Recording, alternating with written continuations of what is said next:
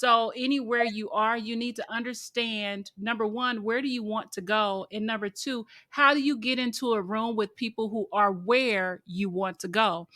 Yeah. So you and I met through the National Association of Women Business Owners. I have been rocking with that organization since 2016. Yeah. And it was Crazy. an answer to a prayer. I literally was in my office. I had just launched a marketing agency at the time. And I said, okay, God, I want to be a multimillionaire. Welcome to the Build Wealth Your Way podcast, where fearless women take charge of their financial futures. Get ready to tap into your potential, embrace your leadership, and join a community dedicated to your success. Each week, we'll dive into empowering conversations, expert insights, and actionable tips to help you build the life you've always dreamed of. Don't settle for ordinary. Let's shape extraordinary together. It's time to rewrite your financial story. Tune in now and let's start building wealth your way. Build Wealth Your Way is sponsored by PCMA, home of ProspHER Success Hub, a 3-in-1 business coaching program for women. Hi, Gail Ross. Hello, Denise Rene. How are you today? Did you say Denise? Did I say Denise? What the heck am I Gail, saying? I don't am even know. floored. Where have you been? Where did that I don't know. But we're moving on go? because we Darice. know Darice. Yes, It was a That's it. It's just a, and So you know what? no, here's my excuse. I gotta tell you, this is my excuse. So I think I told you before, I'm nursing a sore throat, and I just went and I put chloroseptic in my mouth like 10 times. So my mouth is Okay. partially numb. That's Oh, why goodness. Well, we're gonna blame it on the chloroseptic for sure. For you are sure. not me. That's right. That's right. Uh, So I love this episode, Gail. In the world of building wealth your way, listen, I used to have this mindset when I was a very, very, very young girl that, two jobs are for two people. I used to say that all the time. Two jobs are for two people. I'm going to do it this way and yeah, it's going to work. And boy, yeah, have I, have I no, come to learn that is not the case. uh, That is not no, the case. absolutely not. That's funny. Yeah. So building wealth with multiple streams of income is the reality for more of us today than we used to have to think about, especially in our age group. And we're going to talk more about that, but I kind of want to set this up this way. I was telling you before that I caught this weird YouTube video once, not too long ago, where a YouTuber was just walking around randomly with a microphone and obviously a recording camera. And he would go to affluent areas of different Uh-huh. cities and just pop out when he would see someone maybe driving a Bentley or an expensive car to ask them how they built wealth. And I'm going to find that episode and I'm going to put it in the show Oh, notes. yeah. But one of the interviewees that he kind of ran up on said something that just made so much, it was musical for me. And the What was it? interviewee said, concentration builds wealth, but diversification keeps it. Wow. Did he And know we were going to do this podcast? Because I that's don't like, know. Well, God lines it all up, right? Everything happens for a reason. So it's been one of the things that I have in my consulting business have had to really wrap my clients' heads around. We want to be focused and we want to be intentional. And there is a time and place for diversification. So we're going to talk a lot about that today. What excites you about the idea of multiple streams of income? control, right? I mean, you're not Yeah, it's you good. know what? I mean, I kind of come from this whole entrepreneurial world, and we want to be able to do things when we want, how we want, with whom we want, for as long as we want. Mhm. And when you're beholden to one entity for your form of income, then you lose a little bit of control on that. Now, not to say you can't, save like a crazy person and allow their finances to help give you that control. But if you're just, starting out and you're trying to live life, a nice lifestyle now, sometimes that's really hard to do. So just being able to have multiple streams of income allow you to have different options. Absolutely. I think the thing is, especially for listeners that we are hoping to draw to us, women who are on a path to build wealth, who've had some challenges, the thing I want them to understand is that there is nobody who is better suited to help you be in charge of your finances than you. You have to lead the ship. Yeah. So why do you think people don't let's dig into that a little bit further. I think on the surface, everyone's, yeah, I got that. That makes sense. But why don't people do it? Well, I don't even have to think. There's statistics out there that say when it comes to women and money, there is a lack of confidence. And when you line women up in how they invest and how they approach building wealth to men, men charge forward. They might not know 2 cents from 5 cents, but they charge forward, they take more risks. We Ah, don't. yeah, And it's tied directly to confidence. So I'm hoping that in this makes sense. episode, we can help women not only get the mindset in terms of what it takes to generate multiple streams of income, but some practical steps to get it Good. done. Yeah, absolutely. No, this Yeah. will be a good one because Yeah. I think I don't think it matters where you are in life. If you have a desire and a passion, then I think you'll get something from this. So Yeah, yeah, yeah, absolutely. good. So I want to talk about this from where we talk a lot when it comes to women and money, and it typically starts with mindset. Oh, yeah, So absolutely. you said something so good before we started recording about where we are at our age and Yeah, how we think about how we need to think about multiple streams of income today. And what was that you said? yeah. Well, I think, because I'm the very, very end of the baby boomers. Mhm. So I'm right at the end. And I think growing up, the career path was at the time, you go to college, you find out what you want to, and then you work that job. I mean, as if you can, you work it forever. If you can be there 40, 50 years, that's great. Like my cousin has worked for, we used to be called North American Van Lines. It's the only job she's ever had out of college. My brother-in-law, only job he's ever had as a chemical engineer is with DuPont. So there are people in our generation that's all they did.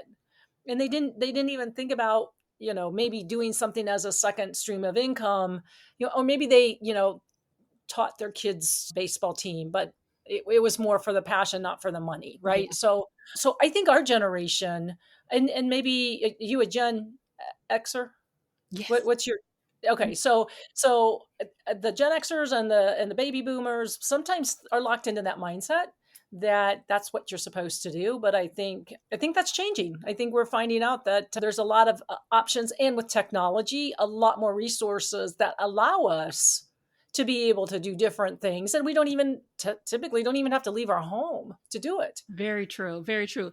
The opportunities are outstanding now for you to kind of break out of that mold. And I like the fact that there's been a shift for Gen Xers and beyond to think about it that way. However, I think that there is a right and a wrong way to do it. And Uh-huh. so I want to be mindful of what the common knowledge is around multiple streams of income. There's a lot of different Yeah, ways to do it. I think for our discussion today, because of who we both are, we'll probably talk about it from just a few perspectives. You sure. obviously having the investment side of things, Yeah, me having the real estate investing side of things, and then both of us understanding what it takes to build a business, whether that business becomes a primary source of income, an additional source of income, or a side, what do they call them? Side hustle. side hustles, right? Yeah, Yeah, yeah. So we can talk about things from that great. perspective. Well, good. Look. But I Yeah. think the So let, why, let me ask you this question. yeah. Yeah, the why. So, what do you think is the number one thing someone has to have? We talked about mindset. What's the mindset one has to have to even consider starting a side hustle or a different stream of income? Well, that's a good question. I think the mindset will probably stem from the fact that there's probably a reality check that Well, you always that put the damper on things. I mean, Yeah, we it's true though. we things are expensive. They are more expensive Yeah. today than they were yesterday. That's number Yes. one. And then Yeah. specifically for our listeners, we are talking to women who haven't had a straight path to wealth, right? Meaning, even in my case, I've been married and divorced a few times. And each of those times was a splitting of assets. Yeah. So whereas we were at this, there was a divorce and it shrank. Yeah. Yeah. So You just got a 15-yard penalty on that, didn't I'm you? just saying now I've got some plays to make up, right? And I That's right. will, and I have, thank God. Yeah. But I'm a witness, today in 2024, early 2024, I generate revenue through retirement accounts slightly, not where I need to be Yeah. there. I generate full time revenue from a business. I Mhm. generate full time revenue from real estate investing. And I just consulting again. I've done it for over 24 years, but now I have clients that I help grow companies. Yeah. So that is, my hands are in 4 cookie jars.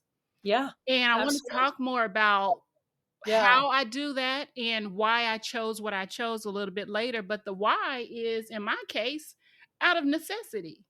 Yeah. Yeah. So at some point in time, is there a little bit beyond? I mean, if you did have all of the resources that you need, would you still feel a need to diversify a little bit? I would diversify, and here's why. Because on the other side of that, the way I think about it, there's first of all legacy. Yeah. Absolutely. Yeah. Yep. And there is, I guess, legacy is the main thing. I want to be able to leave something obviously for my family, but even beyond my family, I have plans to start a foundation at a certain point in the future so that I can pour into other women business owners. I want to start a private foundation That's awesome. where Yeah. where I help women business owners Yeah. generate income. Yeah. Yeah. So And it takes resources to do that above and beyond the legacy part and the right. family part and paying the bills and all those things. And I think where I have seen people trip up is that they think that that's their number one thing. I've heard people say, I want to start a foundation, but the problem is they don't even have enough money to pay their bills themselves. Yeah. And I think it gets back to what you said. There's a time and a place for everything. And, determining that priority. And then, as we've talked about on every episode, is coming up with a plan. Yes. Being intentional. Being intentional. Absolutely. Absolutely. Yeah. Yeah. So, because most listeners can relate to playing catch up, I want to talk about some practical ways to start building wealth with multiple income streams. And I mean, again, we can go from A to Z, but for the purpose of this discussion, I'm going to have us stay within our wheelhouse. There are people who are talking about all of the things on different podcasts, and they are awesome. But for us, I know that we can talk at a mastery level about entrepreneurship, Yeah. Exactly. Yeah. about investing on the two Yep. different spectrums. So talk to me, Gail, when you see clients, are you seeing clients in your wealth management advisory who are either retired from different companies or like, what are you seeing in terms of the multiple streams that you're Yeah. helping manage? Well, a lot of times when I'm dealing with people that are actually, it's interesting when they're retired, they may not have had, again, because they're baby boomers, right? So they may not have had that mindset of having multiple jobs. Although if they were business owners, they probably just still kept that job and that's what they focused on for their career and then sold it. But here's the interesting fact Hmm. for retirees, they now find themselves in doing multiple jobs in retirement, but their objective is different. They don't necessarily need the income. They're trying to serve other purposes, like giving them something worthwhile to do. I mean, think about if you're a business owner and you have spent your whole life being motivated and coming up, building something out of nothing, you have that an internal drive in there that being retired and sitting around playing golf or taking your kids to the zoo, that's fun every once in a while, but that's not sustaining, right? Right. That's not sustained for a long-term, healthy way to live when you're so used to being so driven. So they look for things to fulfill that passion. Okay. And that's where you see them get into those foundations and to use their wealth and their resources to break that up. Maybe they just like to meet people. Like, for instance, my dad, he's 88. He was a school teacher, but he is one that was the exception because he was a school teacher. So he painted in the summer, like commercially, painted big barns and all of that kind of stuff. He farmed. So I just know he had 3 different jobs Okay. going on, and so he was probably a little bit unique. But again, he's a school teacher and he had his summers off and he was looking for multiple streams. So back to your question on what people that come to me, typically I don't see them looking for that diversification, but those that do they still have a passion and a reason why they're doing it. Okay. That makes a lot of sense. So I think the thing is you kind of asked about how I got to this place with my hand in these 4 cookie jars. And I want to talk about that because intentionality was first and foremost. And I want people to really get this, in this world where we can do it all. We can buy a microphone, get a camera, use a laptop, and all of a sudden we're influencers, right? But the thing is like, I want to go back to just some really smart fundamentals when it comes to multiple streams of income. And the number one thing is you want to be strategic. So here's what I mean by this. When I decided, okay, I'm leaving corporate America and I'm going to generate this income, build wealth, and leave a legacy, I had to say to myself, it's almost like what God said to Moses, what's in your hand? Yeah. Right? Like what do you have that you can leverage? So many people are running out here, and I know it's happening because I see the YouTube videos. You want to try drop shipping, you want to try crypto, you want to try this, you want to try that. I think all of that is fabulous if there is something that you have that's going to lend yourself to win in that space. I'm not a proponent of, I'll just go back to school and I'll get a degree in blah, blah, blah. Okay. But think about that. Yeah.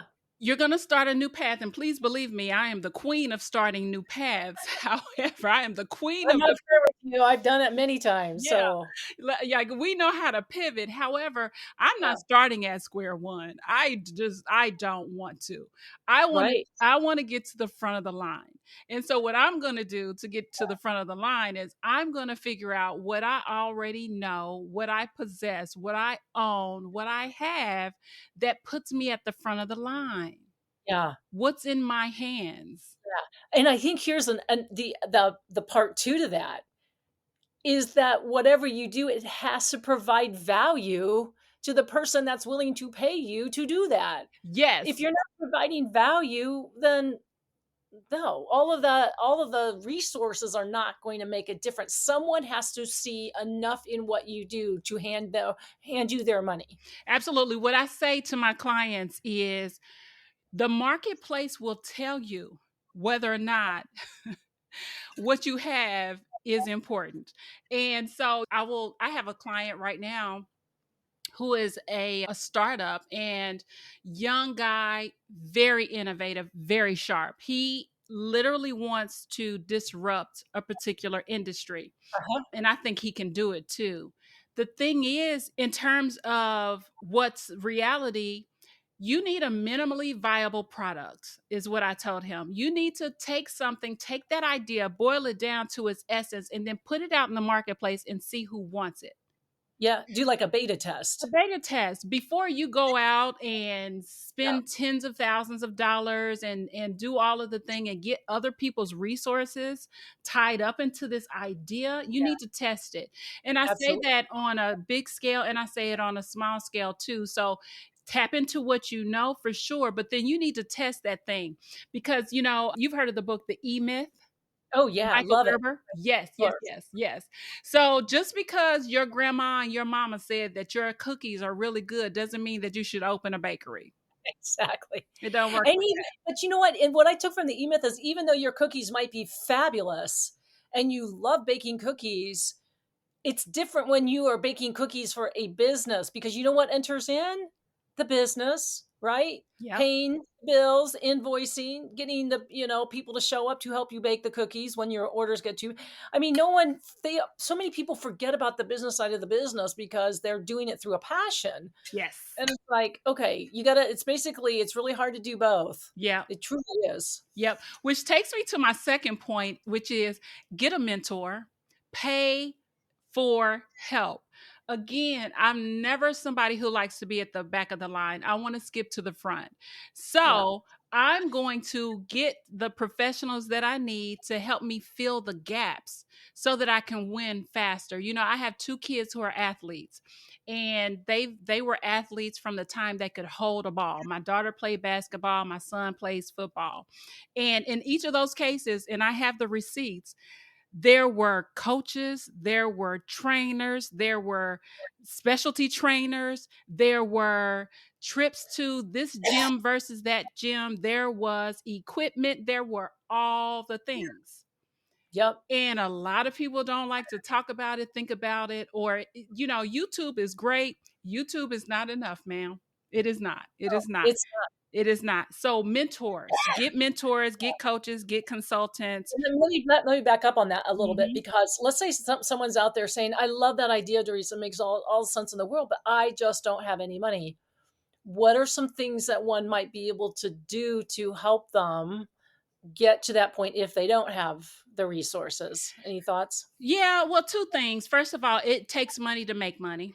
Yeah. I don't care how many headlines you see, it costs money. And if you don't have 2,000 or 10,000 because that's what the best coach in your space charges, then I can 100% assure you there is a book that has been written. And last time I checked, I'm not sure in every city, but library cards are free. Yes. Yeah. And Yeah. start there. I say that Yeah. there's also your network. Yeah. No, those are great points, because um where money, if you don't have money, you sometimes, I think, you can kind of level the playing surface a little bit through extra effort and time on your own part, like the research. Not all the time, it does not work, because you Right. will need to bring in the professionals. But if you are just down, don't have the resources, but you just have a passion to do something, I love your idea of really searching out and researching and figuring out on your own and coming up with your plan. And you're putting in the heavy lifting, Mhm. um, at least in the beginning, to even see if it has any chance of being a success. Absolutely. You can sit back and study the industry. You can study the key players. You can reverse engineer sometimes what the strategies are, but do that and then take a move, because you will Exactly. not know until you're out in the marketplace what the marketplace wants from you. All you Yeah. have is a theory. I like to Yep. think of us as scientists, Yeah. and that even comes through not just from the business side of a multiple income stream, but on the real estate investment side as well. There is not a week that goes by that I don't get a call from someone who says, I've been thinking about investing in real estate. Yeah. Wow. So what do you say to them? Tell me what you know. What are you Okay. thinking? Yeah. Yeah. Because that can typically help me frame whether or not we Right. are interested or committed. And these are 2 different people. Yeah. Yeah. Yeah. Absolutely. That's a great point. Yeah.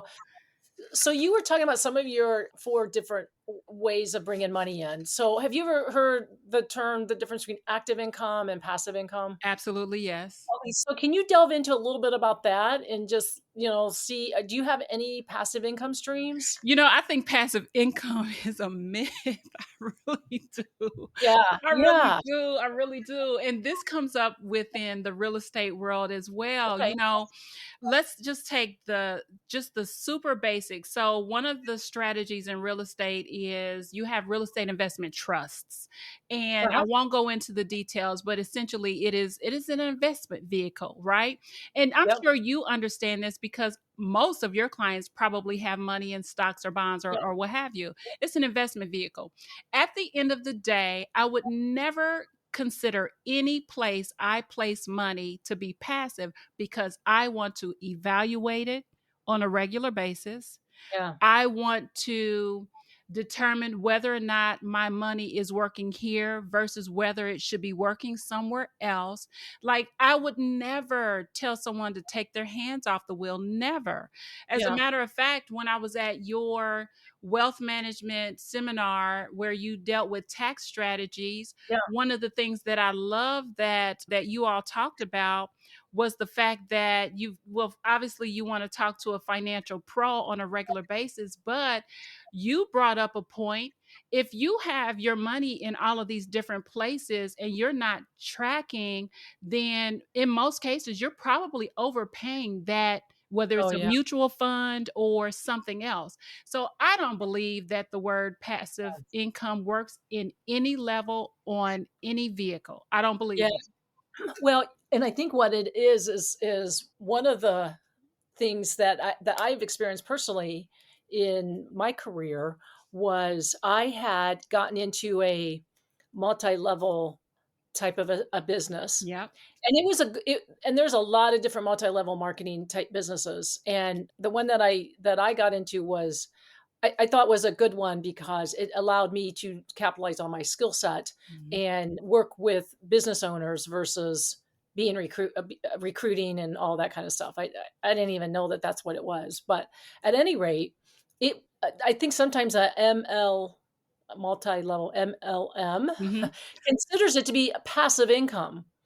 But what they fail to leave out two things is one, you would not believe that, like, they'd have Saturday meetings, and you go to, and I call them the rah-rah Yeah. sessions, and everyone would they get dressed up, and they'd hoop and they holler, and they applaud people that were, like, showcasing the ones that were making millions of dollars Right.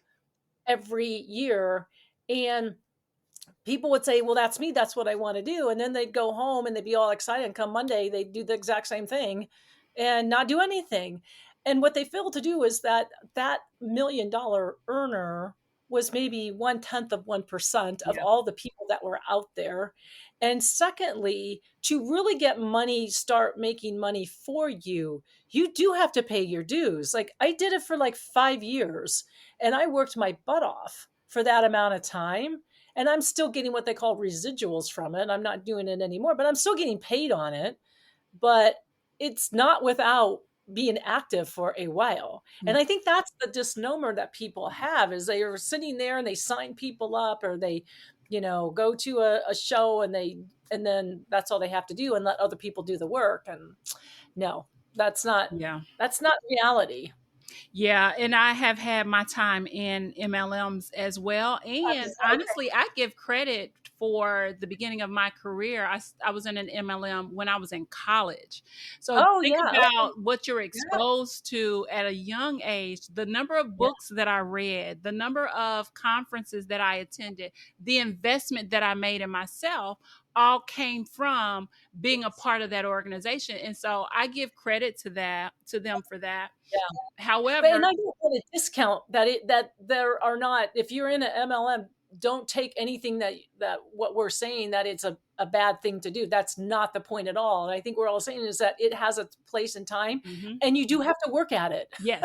Yeah, yeah. So it is an active opportunity. Actually, yeah, And for those of you who don't necessarily want to kind of create the wheel in terms of generating more income, it could be a smart path. It yeah, could very well be a very smart path because there is a blueprint in yeah. And the that barrier to space. entry is small. I Very, mean, yeah. you don't need to have thousands of dollars Mhm, to start. So absolutely. yeah, it does have a time and place, and there are some great advantages to being in an organization like that. Yeah, yeah. Gotta pick So the right one and do your research and talk to not just the high performers, yeah, but to the people that are just kind of sitting in the back of the room and kind of looking around. yeah. Because they can probably tell you more than what others can. Yeah, yeah. I think it goes back to, what's in your hands. So lining up with a product or service that really lays into your strengths and Yeah. gives you some kind of leverage, that's Yeah, something to explore for sure. absolutely. So can you delve into a little bit deeper on the different forms of real estate in the real estate industry on different ways people actually use that for multiple streams of income? Yeah, I think that I'll take myself as an example and kind of expand from there. So I started as a real estate investor myself about, I know it for a fact because it's tied to my son's age. He is turning 25 this month, and we did our first real estate deal prior to me becoming pregnant with him, and then kind of, finished up as we were bringing him into the world. So I tie my history to his age. And so the way I got started was on the side of investing, where we would buy distressed properties, we would either fix them up and sell them, or we had a buy and hold strategy at that time.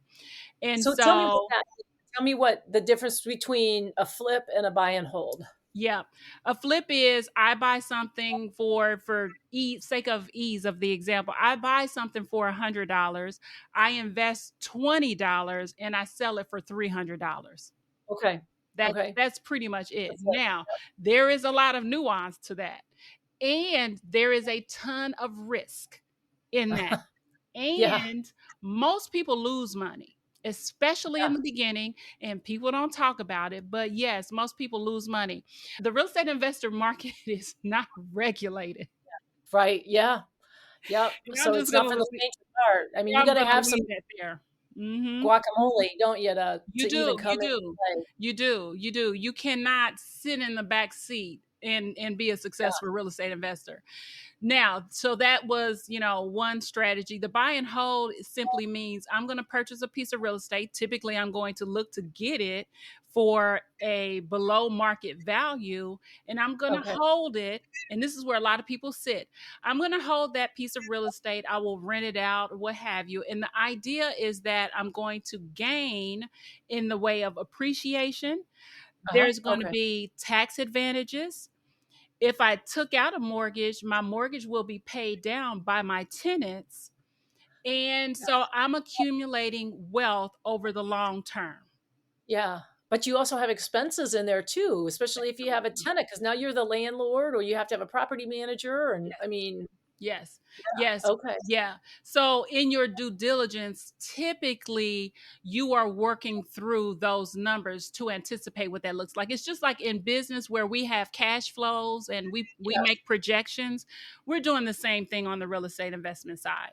So those are the two big ones. And now we have so many more. People talk about wholesaling, people talk about subject to. There's a ton of ways to get into the real estate game. However, it is a game. I said Yeah. that intentionally, and you Yeah. have to know how to play before you come over here in this market. And most So people don't.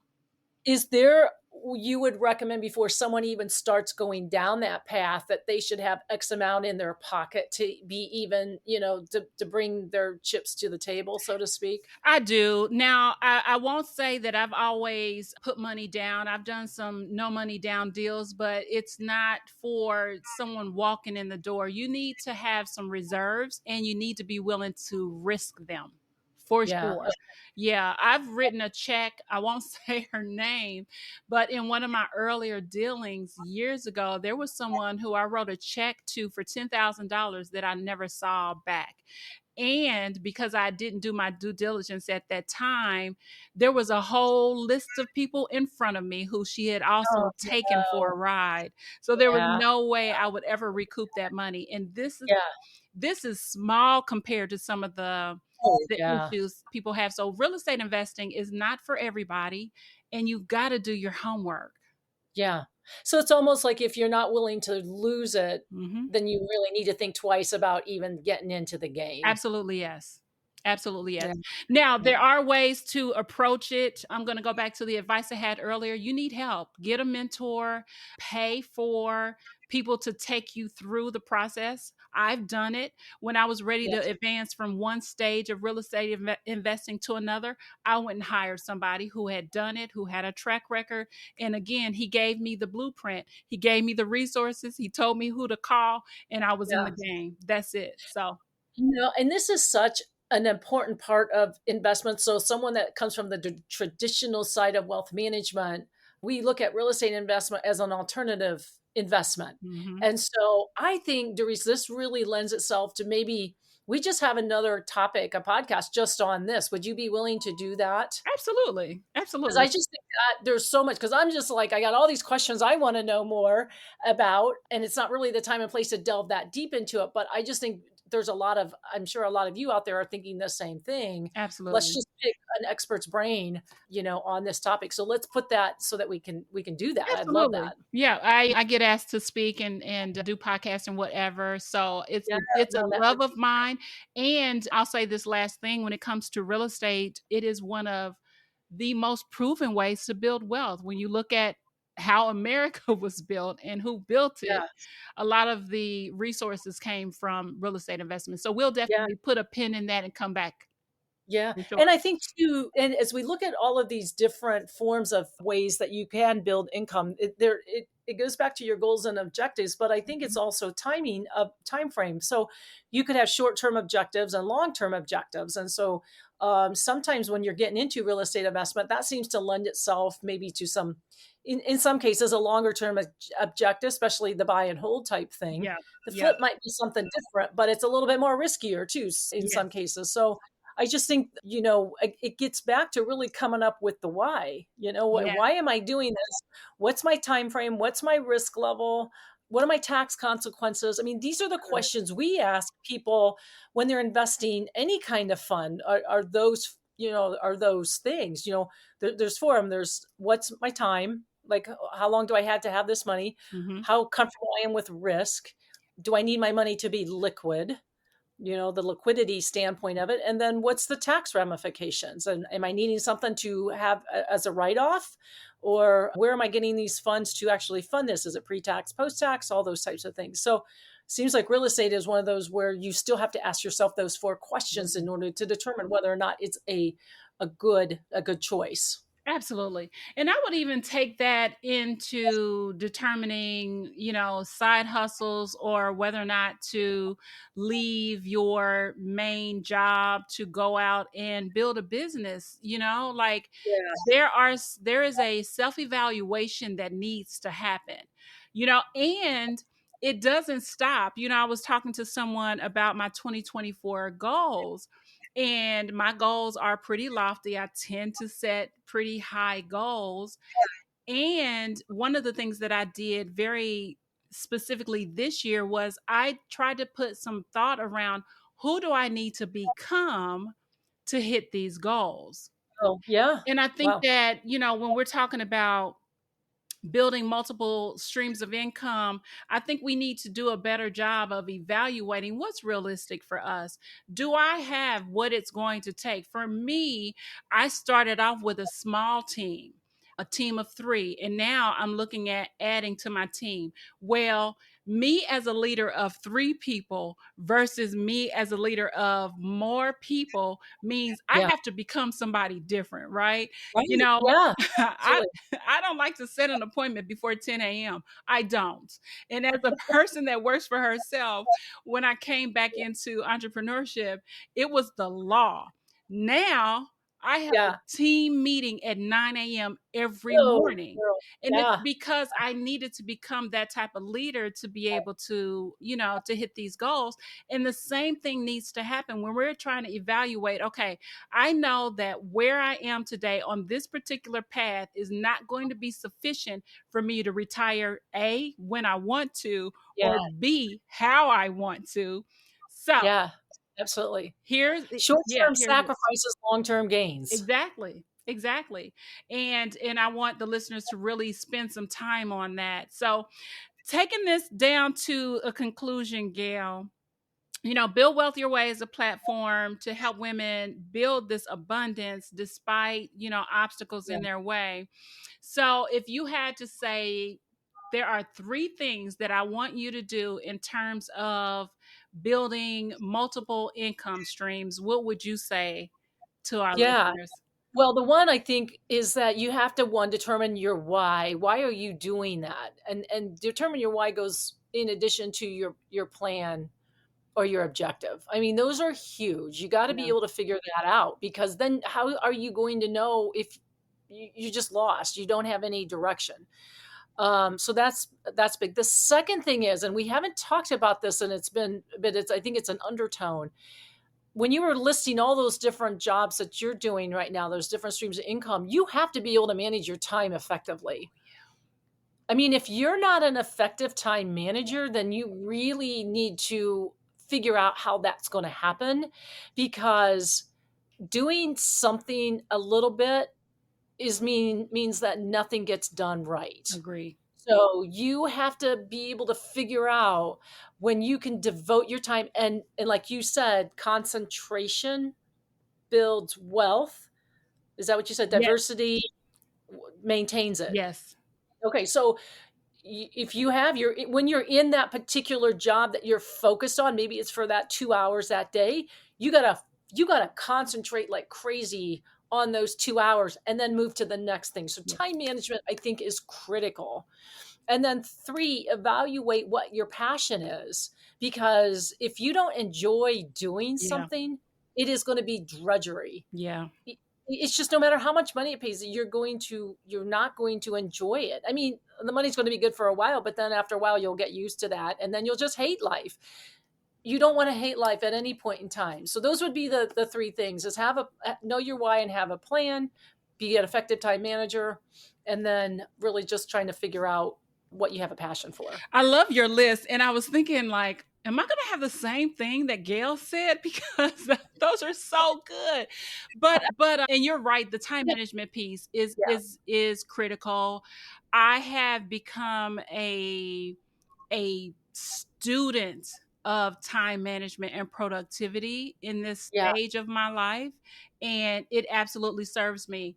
And I think this might be another episode too, because time management and how it ties to wealth building. Yeah, no, that's really fun. Yeah, because I think the things that you and I have learned in our years of doing this, that we're doing things differently now than what we did when we were in our 20s and 30s. Oh yeah. And so I think that's great. So yeah, we definitely need to be able to talk about that in a way that does connect it to wealth, because there's like a gazillion courses on time management. So, excuse me. It's okay. So let me do this, because you gave 3 really good points, and I think I've come up with 3 that can supplement. Yeah, let's hear them. For me, it's assessing yourself and being honest with yourself. I think that in a world where you are thrown ideas every hour of every day, you can start a t-shirt business, you can start this, you can do this, you can do that, you can invest here, you can invest there. You got to quiet that noise down and really get quiet with yourself and be true to yourself in terms of what is reasonable and attainable for you. Yeah, that's so true. There's no one size fits all, and there's no one path. I am a realtor, a real estate broker, but my day does not look like the average real estate broker's day. And it's because I understand my strengths and weaknesses. And so assessing is big. Yeah. Huge. I think mentorship is number 2. Yeah. Mentorship, you are not an island. You don't have to be. There are people who are actually very good at teaching, coaching, consulting, and that can take you further than you can go alone. Yeah. And because I know our listeners are in our 40s, 50s, and beyond, we definitely don't have time to play with this thing, No, and why reinvent the wheel? I mean, we're smarter than that, right? Exactly. I mean, exactly. We're smart enough to know that we don't know it all, and that we're going to take advantage of those people that do. Yeah. I'll say this too, because I haven't talked about this on the podcast before, but when it comes to mentorship or just kind of building a team, I call it my dream team. My dream team consists of people who are going to help me with mindset, people who will help me with the brass tacks of running a business and so on. And so it starts for me with a life coach. Yeah. Everything. Yeah. So we can talk about that later, but mentorship is number 2. And the third thing, and this is where you and I actually met, and that is your network.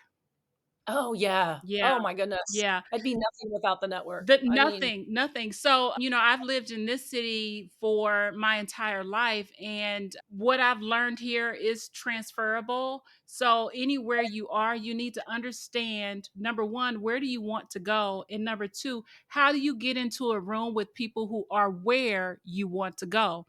yeah. So, you and I met through the National Association of Women Business Owners. I have been rocking with that organization since 2016. Yeah. And it was Crazy. an answer to a prayer. I literally was in my office. I had just launched a marketing agency at the time. And I said, okay, God, I want to be a multimillionaire. I need to be in the room with women who are multimillionaires. Yep. Awesome. And it has been fruitful, productive. It has been life giving. It has Yeah. been life giving ever since. Sure. And I have met beautiful, wonderful Yeah. people. And it has opened all the doors I ever needed to open. I could tell you story after story after story. Oh, I know. Uh, Well, and I think that the thing that makes it so cool about that, what I've learned over networking is networking from what I'm doing now is so different than what it was even 10, 15 years ago, because now I just have a passion to find out more about that person as a person. yeah.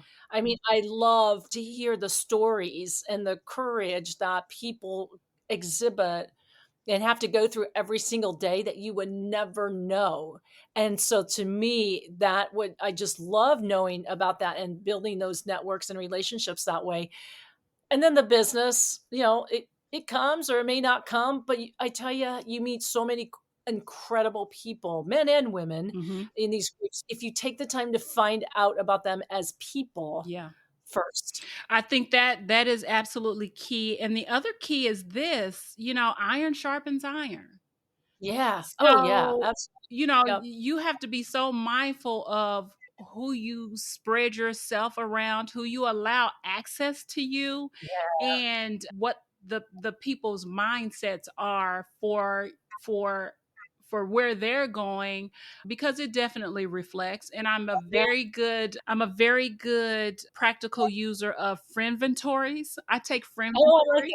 That's cool. I will address it. I'm mindful of who has access and how much. I'm mindful of what's in my stream when it comes Yeah. to social media. Who has access to me? Yeah. Important. Yeah. So network is everything, and it definitely ties into building wealth for sure. Absolutely. Yeah, And building a better life too, yeah, right? I mean, and which is what it's all about. So absolutely, love it. Those absolutely. were great ideas. It's interesting because we kind of said the same thing, but then we didn't. I mean, we kind of come at this from a little bit different angle, but I think there's commonalities among Absolutely. all of the 6 different things that we thought were really important in Mhm. terms of this whole episode. So hopefully, all of you out there as listeners kind of you got one thing out of it. That's great. But I think we really kind of outlined some various food for thought. Absolutely. This has been fun. I love I love money. I love making money. I love money coming to me. And so Build Wealth Your Way is such a cool platform, and I'm so glad we're doing this together, Absolutely. because you know what? I've decided that when I get my private jet, I want to be able to call my girls and say, "Hey, let's go. I want you all That's ready. Let's Yeah. go." Yeah. So We don't have to go to a concert in our own backyard. If we want to go, someplace wherever, we can do it. that's right. Absolutely. That's right. That's what Yep. it's all about. So All right. this has been That's awesome. amazing. BuildWealthYourWay.com is the place to get all of the things from today's episode. There will be a transcript there. So if you weren't able to write it all down, that's all right. We'll have that plus more. We are like a little mini resource center in and of ourselves. Absolutely. Yeah. So there's a Thank couple goodness. books that I want to add to today's notes. And so check us out at Build Wealth Your Way. And please, please, please come back.